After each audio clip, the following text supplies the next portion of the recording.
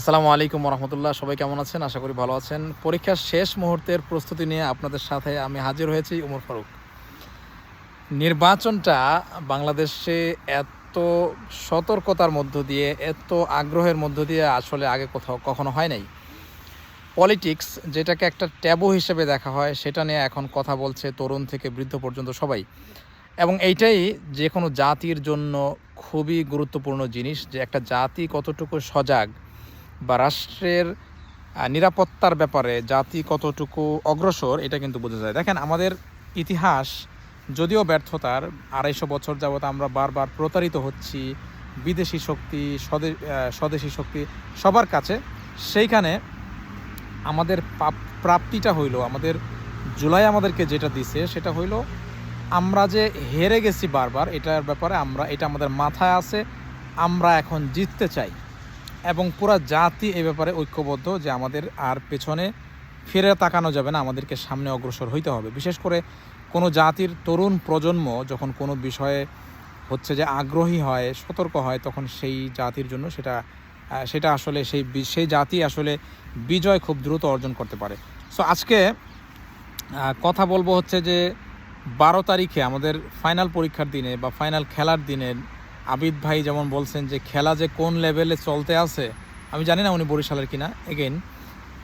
তো সেই খেলায় কে জিতে কে হারে সে ব্যাপারে আমরা কথা বলবো ইনশাআল্লাহ। যে কে জিতবে এটা তো আসলে আল্লাহই ভালো জানেন।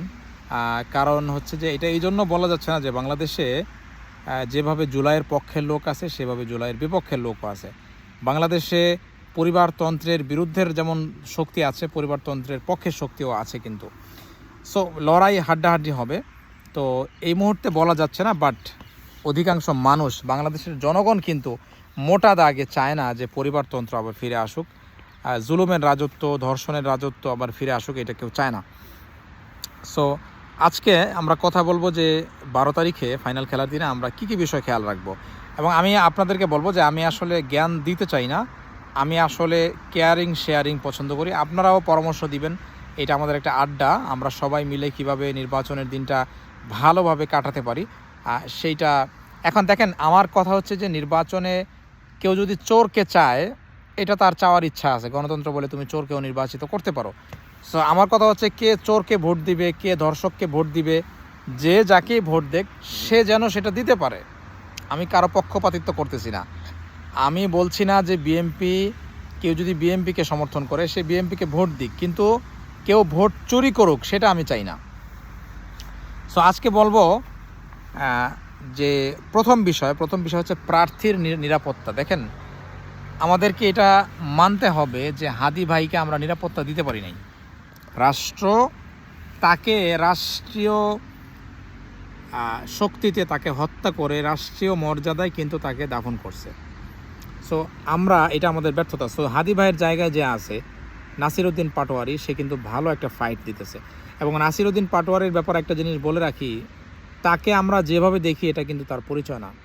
নাসিরউদ্দিন পাটোয়ারি এমন এক ব্যক্তি যে একা টিএসসিতে 54 দিন আন্দোলন করছে, বসে থাকছে, রাতের বেলা ঘুমাইছে, অনশন বলা যাবে না, মানে অবস্থান করছে হচ্ছে সীমান্ত হত্যার বিরুদ্ধে, এবং সে 1 লক্ষ মানুষের সাথে কথা বলছে ওই জায়গায় বসে। সো এটা নাসিরউদ্দিন পাটোয়ারির একটা সংগ্রাম। তার আরও অনেক সংগ্রামের ইতিহাস আছে। রমজান শো একটা পডকাস্ট আছে, ভালো মানের পডকাস্ট, ওইখানে নাসিরউদ্দিন পাটোয়ারি সাক্ষাৎকার দিচ্ছে। তাকে যদি আপনারা বুঝতে চান, তার কার্যকলাপ সম্পর্কে যদি আপনারা জানতে চান, তাহলে ওই ভিডিওটা আপনারা দেখতে পারেন, তাহলে বুঝতে পারবেন যে নাসিরউদ্দিন পাটোয়ারি আসলে কী জিনিস।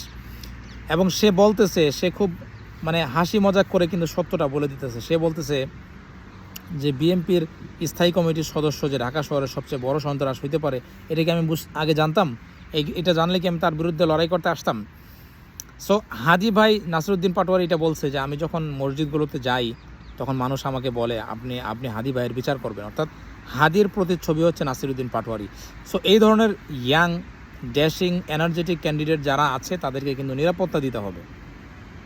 নাসিরউদ্দিন পাটোয়ারি ছাড়াও আরও যারা আছে, হাসানাত আছে, আরও যেই এলাকায় দাঁড়িপাল্লার সৎ প্রার্থীরা আছে বা হচ্ছে যে স্বতন্ত্র প্রার্থী আছে, যেই হোক, প্রত্যেক প্রার্থীর নিরাপত্তা জনগণকে নিশ্চিত করতে হবে। দেখেন, এটা আসলে আমাদের জন্য বড় লজ্জার যে আমাদের গরিব মানুষের টাকায় আমরা সেনাবাহিনী পালি 1,60,000।